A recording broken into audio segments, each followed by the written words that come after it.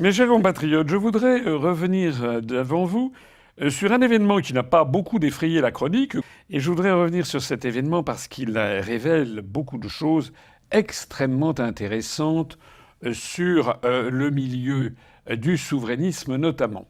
Je veux parler d'une réunion qui s'est tenue à Paris, à Tour Montparnasse, qui s'est appelée Worldwide Freedom Initiative en américain, c'est-à-dire Initiative mondiale pour la liberté.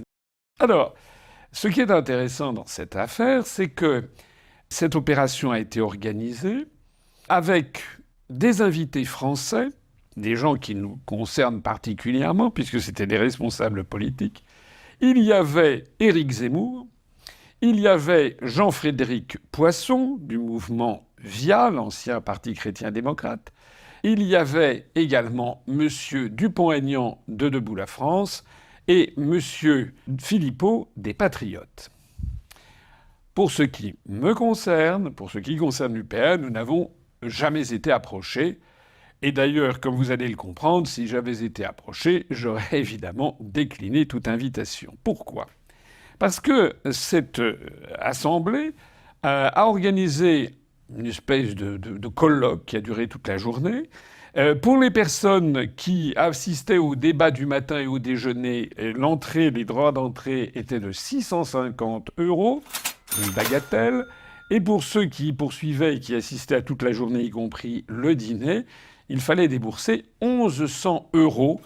1100 €, c'est quand même assez fort de café. Ça rappelle tout à fait ce que l'on voit aux États-Unis. Moi, je rappelle que nous avons tenu au même moment notre université l'automne, où le droit d'entrée pour les non-adhérents était de 35 € pour toute la journée. Donc on n'est pas du tout évidemment dans la même échelle. Ça veut dire que quelques personnes très fortunées ont pu participer à cette réunion qui a été finalement un peu en vase clos.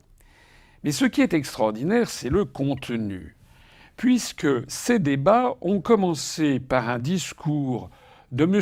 Éric Zemmour, qui a fait un grand discours sur le thème « L'union de la droite ». Il faut faire l'union de la droite en France pour parvenir au pouvoir.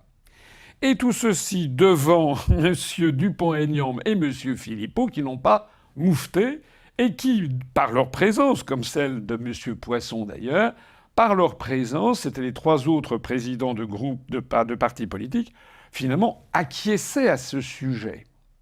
J'ajoute que le dîner s'est conclu par un discours, et la personne qui a fait le discours inauguratif du dîner était la même que celle qui avait fait celui qui avait inauguré la journée, c'est-à-dire M. Éric Zemmour, qui avait à la fois inauguré la journée et l'avait conclue, inauguré par un discours donc sur l'union des droites nécessaires, et le deuxième discours, c'était le soutien inconditionnel à Israël.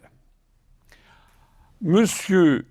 Dupont-Aignan et M. Philippot ont participé à ça.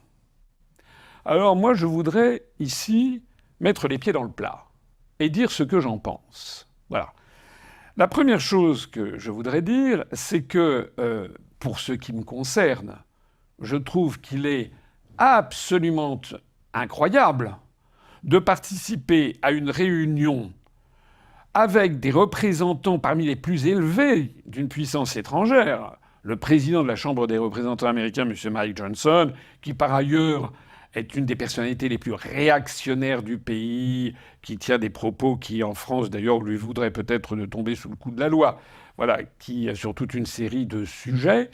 Sous son regard bienveillant et professoral, également en présence de la future vice-présidente des États-Unis, on a eu M. Zemmour qui a expliqué qu'il fallait faire l'union des droites en France pour parvenir au pouvoir. C'est incroyable. Moi, je ne sais pas. Comment est-ce que M. Philippot et M. Dupont-Aignan, qui se la jouent gaullistes, peuvent-ils accepter de placer un débat de politique intérieure française sous le regard bienveillant et sous l'organisation de parmi les plus hauts dirigeants américains? Enfin, c'est incroyable.